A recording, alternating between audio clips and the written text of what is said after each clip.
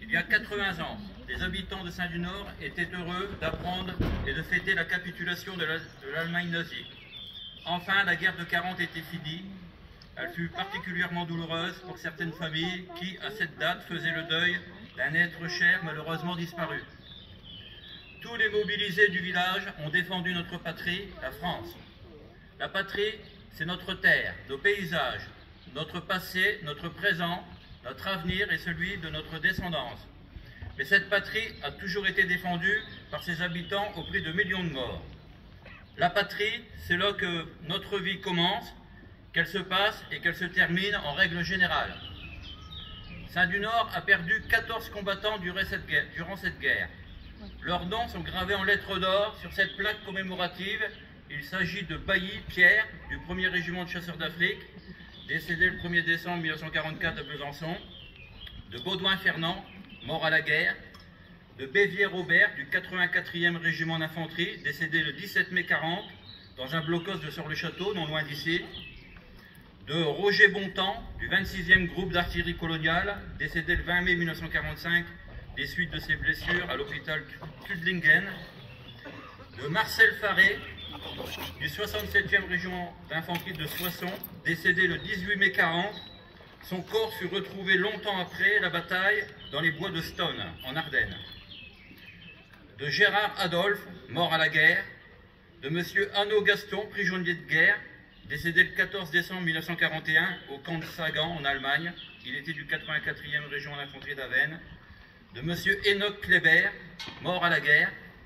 De M. Navelier Maurice, prisonnier de guerre, décédé le 28 octobre 1944. De M. Philippe Pierre, du 84e régiment d'infanterie d'Avesnes, décédé non loin d'ici, le 19 mai 40, au combat de Catillon.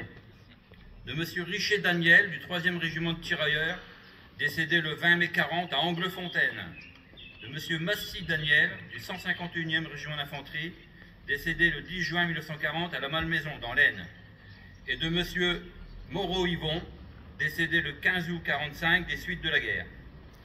Tous ont fait leur devoir envers la patrie, la France, et tous ici, nous les honorons de notre présence, car l'oubli est la seconde mort du soldat.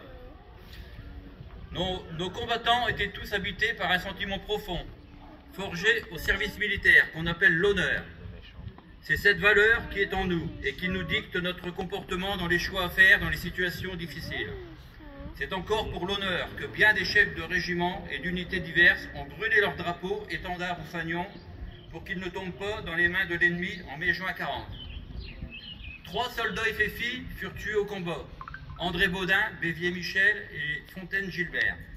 5 victimes civiles furent à déplorer. Deveau Pierre, Létoré Émile, Sobo Zéphir et Hubo René. La 5e est le malheureux Saint-Sois Pierre Mérès, victime d'une méprise et assassiné dans le vieux chemin d'Avesnes sans avoir eu le temps de s'expliquer sur les faits qu'on avait pu lui reprocher. Cela se passait le 31 août 1944, à 2 jours de la libération de Saint-du-Nord. Robert Leclerc, instituteur et patriote, était le témoin oculaire lors de l'enquête de voisinage concernant les pigeons voyageurs allemands, car présent chez les Mérès ce jour-là, occupé à donner des cours de rattrapage aux 2 enfants. Un obscur résistant sans envergure, et malgré l'opposition de ses camarades, décida contre tous de tuer Pierre, car c'était certainement plus facile que de tendre une embuscade à l'ennemi. Un autre témoin fut Charles Leclerc, herbager, qui était occupé à tailler une haie et qui a vu le forfait de l'assassin. Cette sombre affaire plongea dans le malheur 3 familles, les Pavot, les Hubo et les Mérès.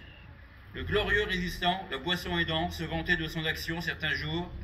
Le temps a passé, et le rôle du souvenir français, c'est aussi de faire connaître ces faits qui ont marqué la population.